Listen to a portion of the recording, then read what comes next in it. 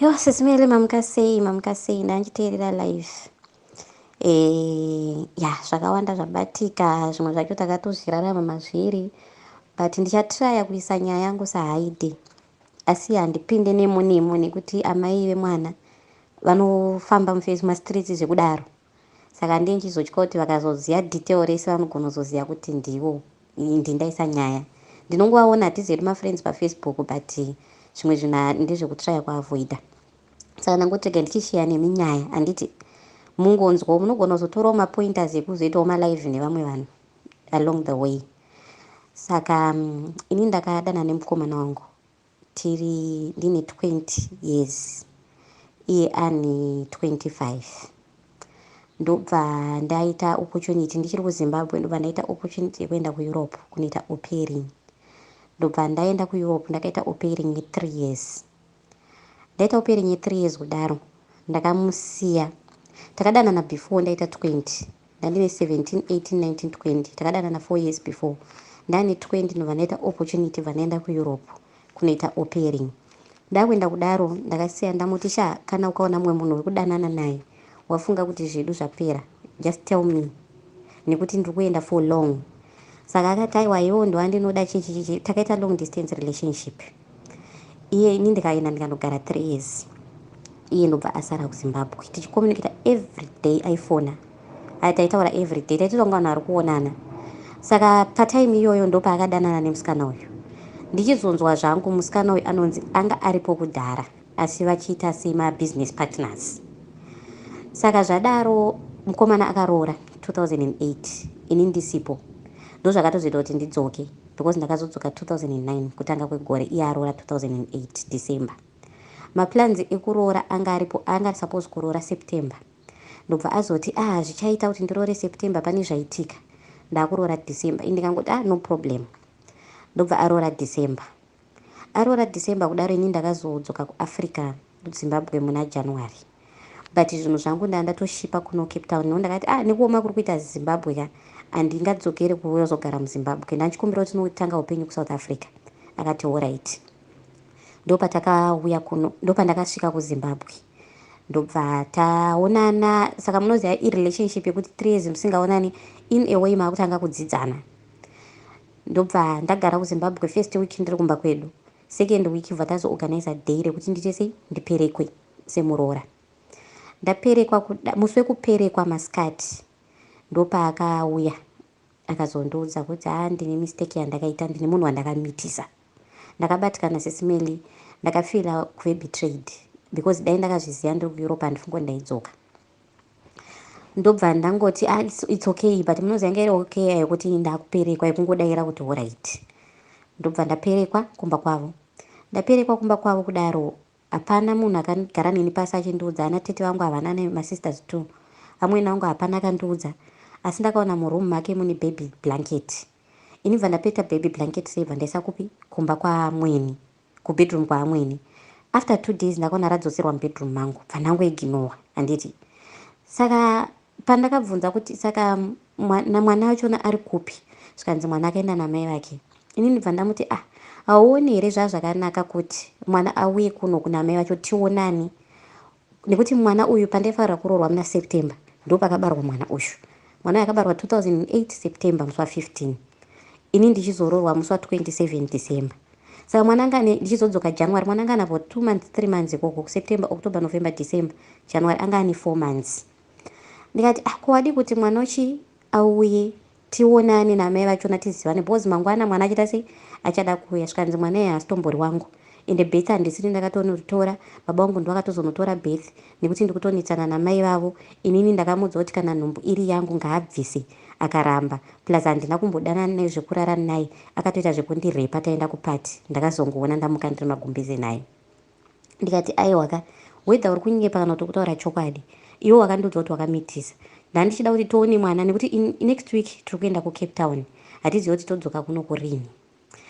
Sisimeli murume akaramba kuti mwana timuone, ende handidi kunyepa. Time yandina kumbona kana communication namai vachona kana chii. Pane mupakafona mukadzi yeye, bva ndanzidaira foni ungoti ndiri kugeza. Ndikati munhu muridzi wefoni ata sei ari kugeza, mukadzi yabva akata foni. Saka ndakaona kuti mukadzi uyu anga ari bitter. Inini already ndatodevelopa that bitterness yekuti saka munhu yakandichita, but at the end I was expecting it because relationship yedu it was a long one yandaingofungira kuti anytime anything can happen. Zvadaro takakwira bhazi tikauya kuno kuCape Town. Tauya kuCape Town, murume ari kundidza kuti handina communication naye. Handiti takagara first year handina anything chandakaona, second year handina anything chandakaona. Second year ndakazoita nhombe yemwana wangu wekutanga. Ndaita nhombe yangu yemwana wangu wekutanga I think 3 days before ndaenda kulabor. Ndopa ndakafonerwa natete vangu manje hanzvadzi yemurume. Zvikanzi ndeipi uri kuziva here kuti mwana akaendeswa kumba? Ndikati mwana upi? Zvikanzi asi murume wako haana kukuudza kuti ane mwana. Ndo zvakandibata, ndosaka ndakazofona ndikaudza amweni wangu kuti ndanzwa kuti kune mwana, asi ndokumbirawo zvangu kuti kana zvichiita mwana ingambodzokera kuna mai vake tozouya togara pasi totaura. Amweni ayo akabva vafonera amai vakauya akatora mwana wavo. Wangu murume ndikati ko mwana azoenda sei kumba uko iwe uri kuramba uchiti hauna communication, apo ndori kunzwa authorize. Zvikanzi ndanga ndisingadi kukustressa nekuti une nhumbu. Ndikati already watondistressa kudhara, nekuti it means uri kutaura nemunhu behind my back. Murume wangu anoshanda pagaraji, akabvira nekubvira achingoshanda pagaraji. Ini ndinoshanda mumba, but at the end of the day I earn more than him. Saka ndakangoshandisa macertificates angu eopering yayo, saka ndinongoita basa reopering. Saka ndakabatikana kuti munhu inini ndiri kutraya kuti tibuilde imba, ndiri kutraya kuti tiraise vana tite but iye anenge akutondichita because ndakafeel kuti akutodanana namai vai behind my back. Ndobva ndasununguka mwana wangu, nyaya yanombotaurwa mwana ndobva itorwa namai vake. Mwana atorwa namai vake, amai ake vakafonera musikana waye akafonera murume akamushauda. Murume ndobva auya ndobva ataura kuti handitombodi kuti upindire nyaya dzangu. Ndikati aiwa kaina handinopindira nyaya dzako, iwe wangu authorize munhu kuti aendese mwana, ini handaombotaura newe, ndataura nagogo. Ndobva zvapera. But with time inini ndakakuroona amai vangu vanga vari step mother, vanga vari tisu tiri mastep children. Baba wangu ane mukadzi mukuru. Ndikaona kuti hazvina kunaka kuti mwana akure asingazivi baba vake. Inini chandaida ndechoti murume wangu angobvuma chete kuti mwana ndewangu, then we move from there, iye aenderambera. But at the end of the day achita sei achicommunicata nemunhu kuseri. Saka tumi ndakangozvitora kuti ari kundichita. Ndobva ndamuti shamwari, unomboziva kuti hapana chakanaka kuti mwana azive baba vake. Good morning, good night, happy birthday yakanaka. Iwewe kana uchiti mwana haasi wako, kumberi kwangu unondiudza kuti wakarepwa, but kwandiri ndinoziva kuti makadanana nemunhu uyu. Kana uchiziva kuti mwana ndewako, communicate with your child. Taura nemwana ngaazive kuti baba variko. Patinowana mari we send staff kumwana. Ndakamupusha murume handidi kunyepa tete Meli, Auntie Meli. Ndichimupusha kuti ave nerelationship nemwana wake zviri pachena. Because kana aita zvakawanda, ndaida kuti ave open up, azviite zviri pachena. 2015 apa tauya kuSouth Africa 2019 ka 2015 abva aenda kumba. 2008 2009 10 11 2012 akabva aenda kumba. Aenda kumba kudaro ndarongedzawo bhegi. Ndikungoziva kuti kamwana ane makore akati. Ndatenga zvinhu ndarongedza bhegi. Ndabva ndaita sei? Ndabva ndavati munoita sei? Munopa mwana hembe oita sei? Opfeka. Ndopa akasvika amai vaive vachibva vamuti vafonerana namai vaive bva vasangana mutown. Mwana achidzikiswa nebhazi rekucrash, amai vakabva vati bata zvinhu izvi unongoita secustoma. Mwana akauya akamhanyira mai vake, akabva atorwa mapikicha. Haana kumbodzwa kunzi ava ndiwo dhedhi. Akatoenda nemuzukuru wake. Haana kumbodzwa kunzi ava ndiwo dhedhi nekuti mwana baba havazivi. Ndobva zvanzi ubva wangoonekana bye. Murume ndobva adzokera kumba. Inini I was so excited kuti ndinoti mwana paona baba vake kana baba paona mwana vafila sei. Ndobva ndati mwaona here mwana ari sei kusenda message kusvikanzi patori nenyaya ndichauya ndichikuudza. Murume akauya akandiudza kuti mai vakaudza murume kuti mwana uyu haakuzive, wakaramba kuve responsible kubvira pekutanga. Saka inini mwana uyu ndakamutsvagira vamwe baba. Saka birth certificate ravanga vatoresa mwana riri rakabvarurwa, pakatorwa rinyowani. Mwana akapiwa surname yababa vanyowani, boyfriend yamai. Anditi ndikati but that is wrong. Ndina hangu ndikuita sei ndiri kukomenda tikutaurirana nemurume wangu, but that is wrong. Dai vasina kuchinja birth certificate, nekuti at the end of the day ukafunga kutora mwana wako murume uyu achazoita sei? Ndopaakandidayira murume wangu kuti handiti ndaikuudza kuti mwana hasi wangu, ndofunga akazongomupa kune muridzi wemwana chaiye chaiye. Vatasiyana nazvo. Saka kusangana kwavakaita uko, amai vakabva vafila nekabhegi kake kakaenda kake hembe. I think amai vakabva vafila kuti now baba vakuda kupinda mulife yemwana. Ndobva vatanga kucommunicata nababa vachingoti mwana ari kukumhoresai, mwana ari kuita chakati, mwana ari kuita chakati. Inini murume wangu anga ari transparent, handidi kunyepa. Aindiratidza mameseji, haona meseji yabvai, hanzi mwana adai, hanzi mwana adai. Inini ndikati kune murume wangu, unomboziya, let's take another step. Inini hangu handidi kunyepa. Kuti ndichengete mwana, I need zvinhu zviri transparent. But iwewe ukatanga nemabirthdays nechi, with time we need to buy chikafu chinoenda kumwana. Ndakaudzwa sisimele kuti handitenge chikafu chinonodyiwa neboyfriend yamai vacho. Handiti muri kunzwa? Ndikapetawo maoko nekuti mari dzedu zvataiitamba medu taisa mari pamwe chete, toronga pamwe chete. Saka inini I was trying kuti tironge tichiincluda mwana ye, because atorimo muupenyu hwedu. Murume airamba. Inini amai handina communication nawo. Ndopaipe patakazoti 2018 taakuenda kumusha, pane program yanga iriko. Ndobva ndati izvezvi taakuenda kumusha, I would love to meet mwana namai vachona, nekuti kuti mwana apinde mumusha timuzivi, inini I must know mai vachona, mwana anofanira kundiziva. Baba ndobva vabvuma. Tasvika kuZimbabwe, baba vamboda kutsenga mukanwa. Ndikati kana tinotonosangana tese chete. Takasvika, mwana vanga vaprepare amai, nokuti vanga vaudzwa kunzi tiri kuuya toda kuzoona mwana. Vanga vaprepare mwana. Tasvika mushopu mavo, ndobva vangoti ava ndo baba nhingi vandaikudza, ava ndiwo mai nhingi vachona, ava he is also your father. Ndo introduction yakapiwa namai kumwana. Mwana ndobva angoti mhoresa, isu tangomumhoresawo. Ndobva takumbira kuti zvinoita here timbomutora tiende naye kumba. Amai akati hapana problem. Takatora mwana, holiday yedu yese tanga tinaye mwana. Handiti tinaye mwana kudaro ndopandaka approacha tete vangu, hanzvadzi yemurume. Ndikati munomboziya ini ndine problem, ndine nyaya iri kundinetsa. Mwana uyu akapiwa surname yamuboyfriend. Ende izvezvi handiziva kuti baba vachona vekumba vari kuziyera kuti mwana tisu tinaye. Hanzvadzi yave murume wangu ikataura kuti ina handipindire nyaya, isusu hatipindire nyaya dzevanhu, because i2 ende vangu vari 2, that was after function. Zvikanzi isusu hatipindire nyaya dzemunhu ngaapedze nyaya dzake ega. Saka to me I was knowing. Ndobva ndanoaproacha tete hanzvadzi yatezvara vangu vandakaperekwa. Pakuperekwa pepe ndakapiwa tete vekunzi ukaita maproblems unovaudza. Ndopandakavaproacha ndikati tete munomboziva kuti mwana uyu ane imwe surname. Baba vachona vakazviziva 7 years ago, but now vari kuita sei, vari kungotsika-tsika. Ini I feel kuti zvinofanira kugadziriswa. Zvikana tete ndichaita sei, ndichataura naye tizvigadzirise. Tapedza tadzosera mwana kupi kuna mai vachona. Mai acho akati mwana afara kuve nemi. That was the beginning of relationship yangu namai vacho. Nokuti patakasangana nyaya yematurity yakataurwa neumwe kola nenhau yekubvisa bitterness. Patakasangana hatina kutukana, hatina kuita sei. Ende vakatipa mwana murudo, isi tikangotambirawo mwana tikatoitawo zvatakaitawo naye. But amweni vangu vanoratidza kuti vakafara kuti wauya nhasi chichi zvadaro. Ndikandise imwe audio asazonanyore besa. Zvadaro sisimele takadzoka kunoko. Ndobva tatanga ndobva ndaramba chipusha murume wangu. Ndikati nomboziya, gadzirisai birthday mwana ridzokere zvarariri. Akamboda kuramba. Ndikati aiwa, when it comes to responsibility, ini ndichasvika pekugumira kuti andichengete mwana womwe murume.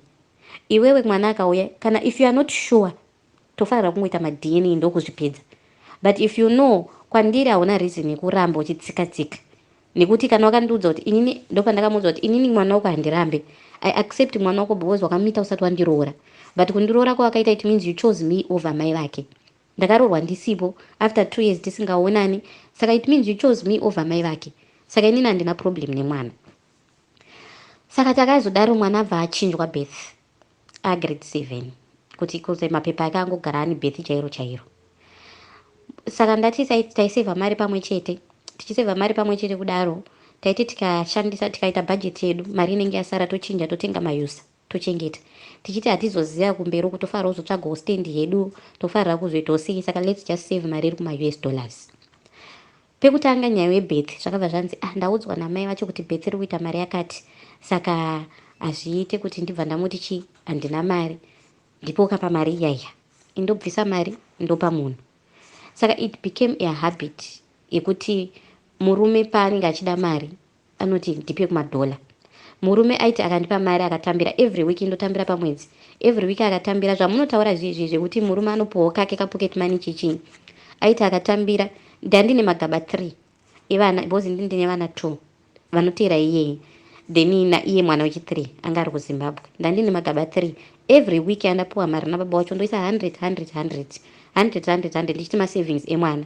Saka mwana aiplana kuya kuno kuholiday. Ndikati no, let me save. Ndakaseva tete maufro, I'm saying tete mawa and sismeli from January ndichikanda pa ndinenge ndangoona kuti kaipata ka extra ndosevera mari vana.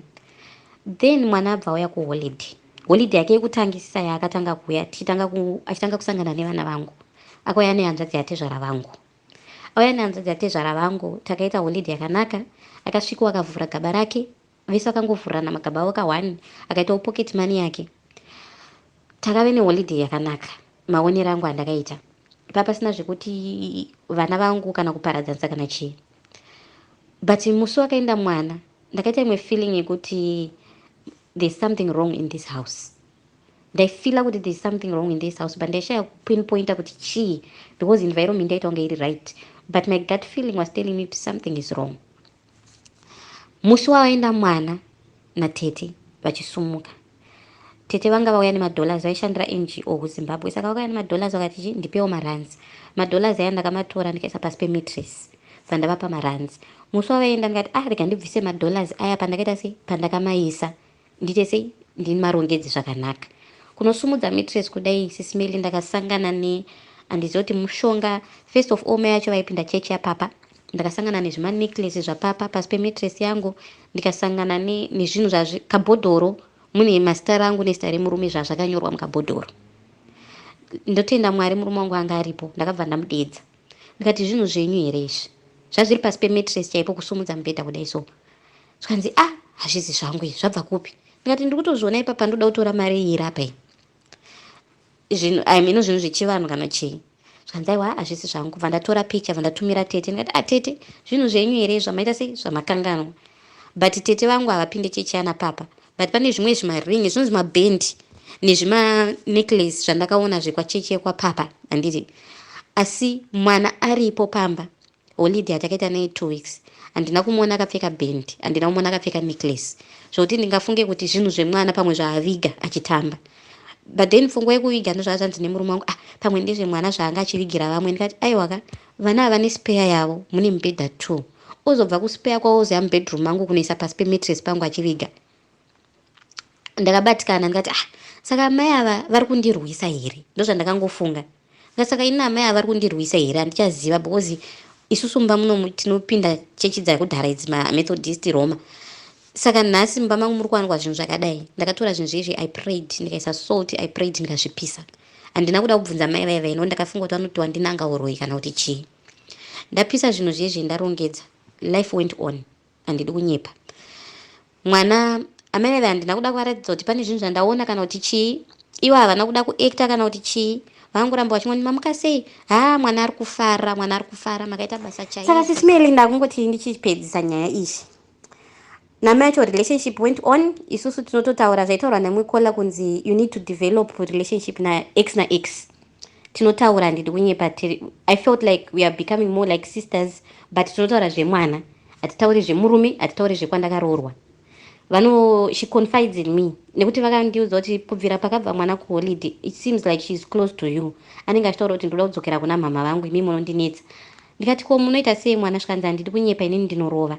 Nditombotaura kuti mwana harowe, mwana anotaurwa naye. Saka vakaita zvekuti kana mwana vakaita problem, vasati vafonera murume wangu, vaifonera inini. Ndibatsireiwo mwana ari kuita zvakati zvikati ndozvisova sei. Inini ndongobatsirawo nemaziro andinoita nekuti tiri same age namai vacho. Tiri same age, tese tiri 85. Ndongotaurawo toshare. But ndakazoona change manje. Zvandataura zvekuti takaunganidza mari nemurume. Anything chiri kudiwa nemwana, mwana aiudza baba vake. Inini amai ava vanondoudza zvavari kuda kuti mwana titenge. Inini ndoudza baba toshare. Then ndotora mari. Patinoita masavings pepe ndo ndatobvisa mari yemwana totumira kumba. Mwana akabva taura nababa vake zvakatobvira kuZimbabwe. Ini ndikati aiwaka ini handingati list rabva kuna mai, mwana ukupai list. we need to verify namai yacho kana vane zvinhu zvavasirira toita sei tonzwa kuti vane zvavasirira here. Baba ndopo vakandiudza kuti ina handirambidzwe kutengera mwana wangu zvandinoda and I don't verify with anyone. Ndikati yakaba turi kukanganisa nekuti mari tiri kuunganidza pamwe chete. Saka madhora aya ataiseva anga asvika pa$2,500. Mari yaingonzika mwana akati ndipo ndopa. Sisimeli ndakazosvika pakuramba nemari kuti atumire mwana wake yasara ya840.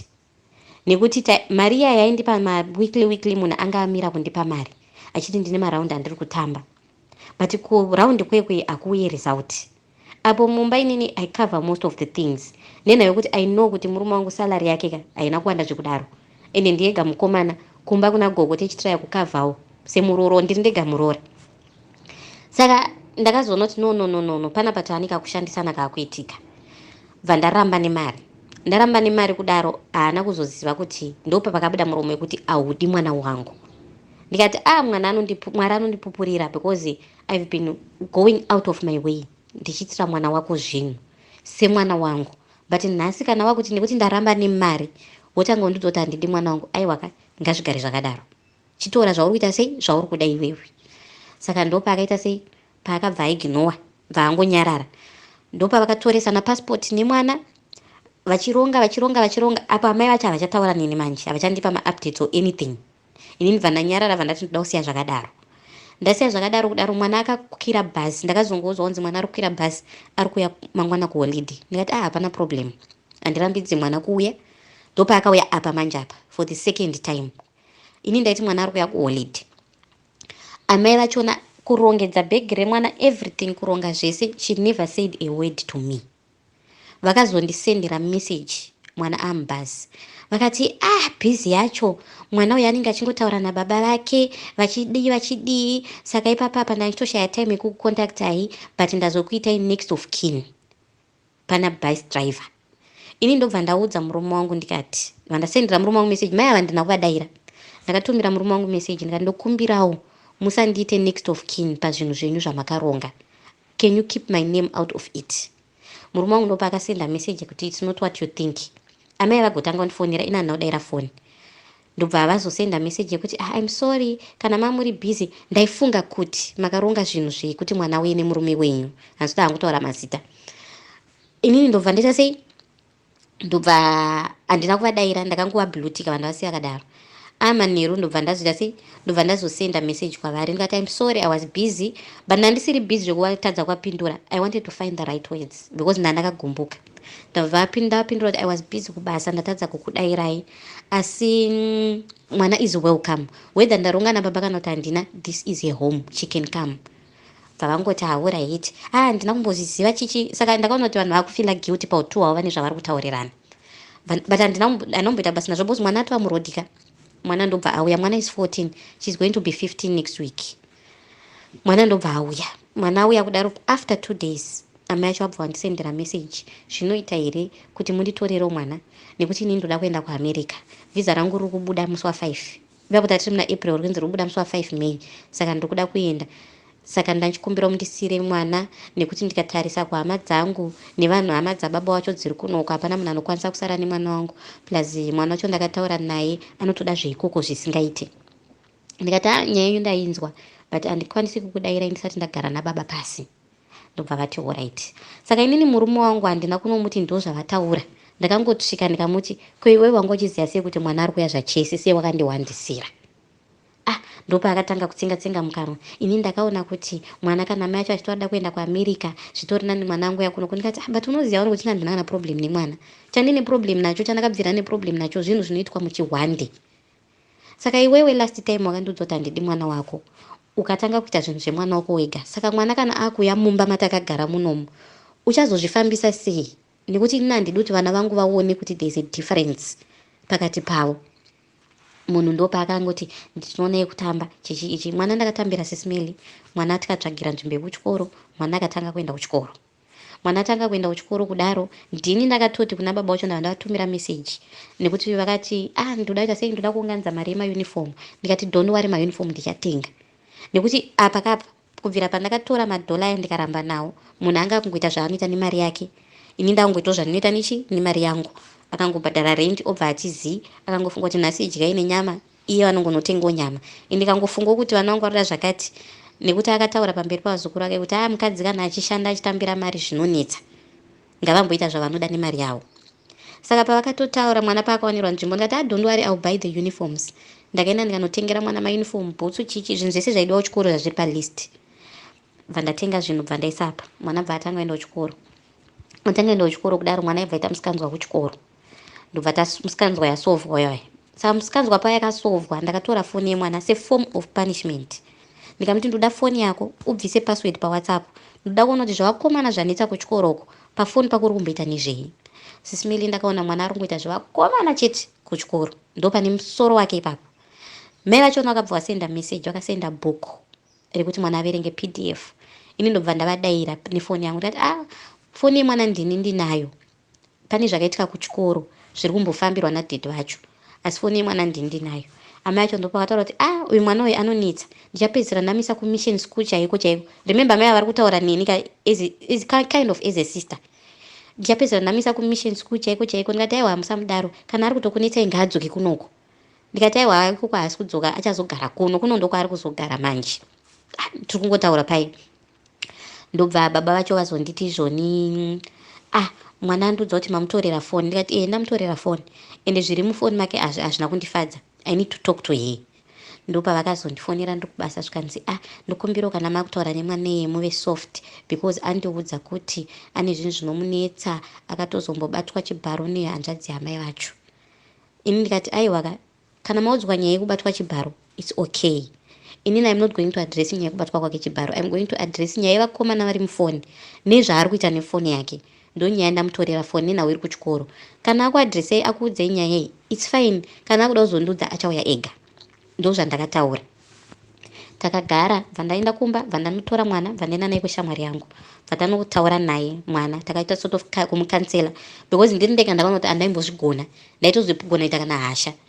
Vatataura naye bva ndamupa foni yake. Saka mai vacho pavakasenda bhuku paipai ndichivaudza kuti foni yemwana ndinayo, vakandiudza kuti munomboziva kuti mwana iye haataure neni. Ende kubvira pakauya ipapo ndikasamuhoresa handimuhoresa, ndikati ko makamuita sei? Zvikanzi akatondivenga mwana iyeye, ende kana ari kwamuri ikokoko anenge akuvhaira nehama dzake. Ndikati but you should talk to her. Ndobva vangoti ndichatry kuita sei, ndikamufonera anombodaira foni sometimes haadairi. Bva ndangoti munozotaura naye. Takubva kucounseling kwekwe, mwana ndopakati mama ndine zvinhu zvandoda kukuudzai. Ndikati alright, unozondiudza hako kana taita sei kana wafree. Mazuva akafamba mwana haana kundiudza. Saka ini ndakangofila kuti dai ari mwana wangu audza baba vake kuti ndarepwa, am I going to keep quiet samai? Ndakamirira kuti mwana andiudze. Ndobva mwoyo wangu andirambira, ndopa ndakadeedza mwana. Ndikati waiti une zvinhu zvauda kundiudza nanhasi usati wandiudza. Chirega ini ndichikuudza zvinhu zvawakaudza dhedhi vakandiudza. Can you tell me what happened? Mwana akatsanangura kubatwa kwakaitwa chibharo nasekuru vake. Akatsanangura. She even cried, akatoita munoziva zvetrauma zvezve. Ini ndikamuti but you need to find a way to talk to your mother, uvaudze. Ndopa akanditi zvoni, mama handigoni kuvatanga. Mama vanopopota, mama vaindirova. Saka ipapapa handitozive kuti how she's going to take it. Ndikati aiwa, amai ndimai, vanogona kutopopota, vanogona kuita sei. And nyaya yekuti ihanzvadzi yavo yakazviita, it might trigger something, but I think you have to tell you have to tell mama. Ina handikwanisi kuudza mama vako. Saka ndopatatiri pai pananda kubvunzai kuti ndodii advice yenyu ndakainzwa. And I appreciate so much because zvaizoita kunga zvinonzi ndiri kupusha mwana kuti ngataure kuti unga toda kuomesera sekura. Saka inini murume wangu akazongiti hauoni here kuti titange.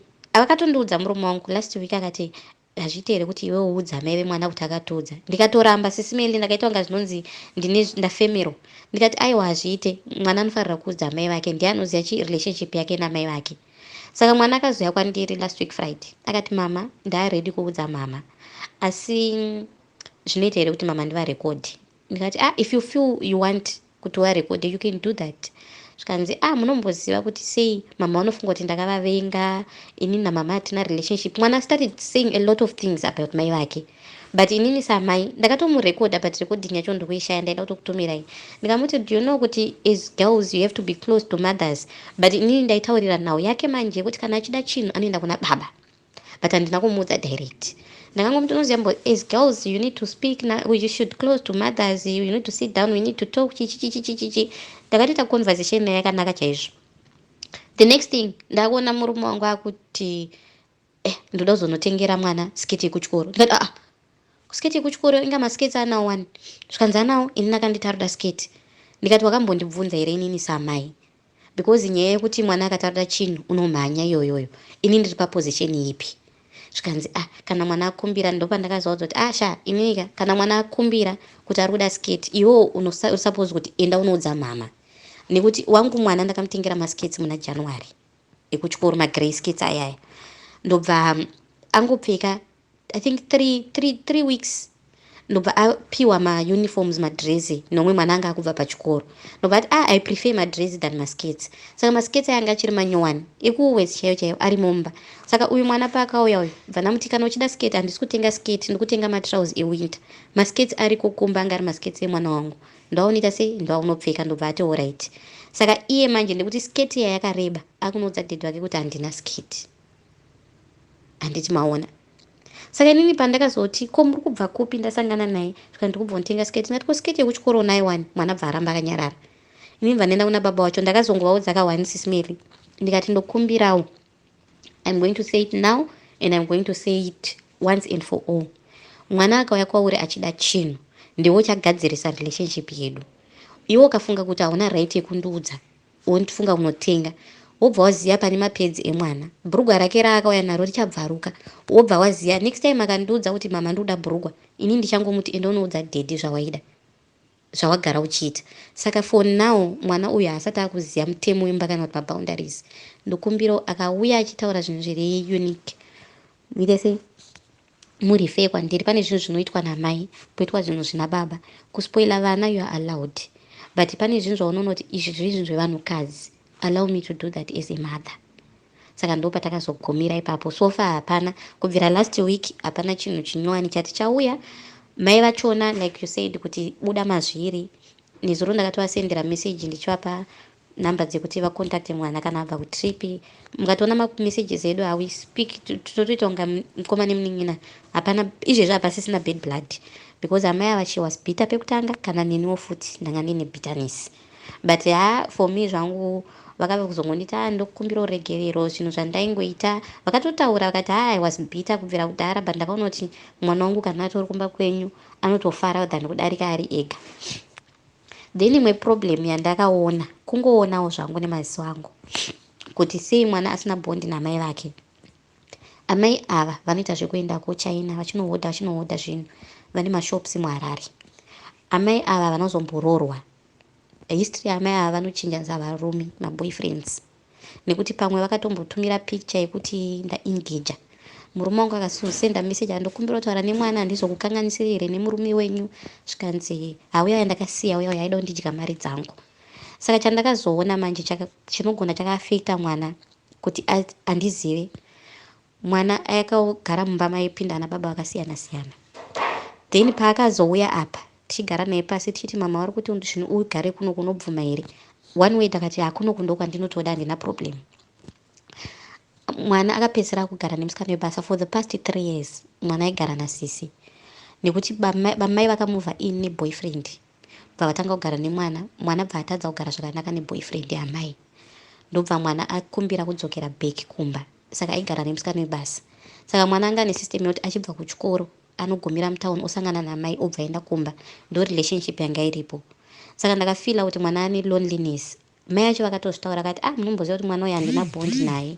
Vakada kuedza kundoudza history yavo, but imwe yacho ndakaudza kuti you know what, I don't need to know everything. I think let's just fight kuti mwana aite sei, mwana ave mwana watinokudza zvakanaka. Saka sisimili, thank you so much neadvice yenyu. Ndakawana zvandakawana palife, zvimwe ndakadzidzawo, zvimwe zvazvitori zvimwe ndakatopfuura nepo.